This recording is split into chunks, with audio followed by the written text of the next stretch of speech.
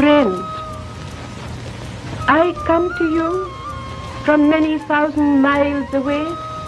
as the ambassador of a very ancient country to the youngest nation in the world. It may surprise you that a country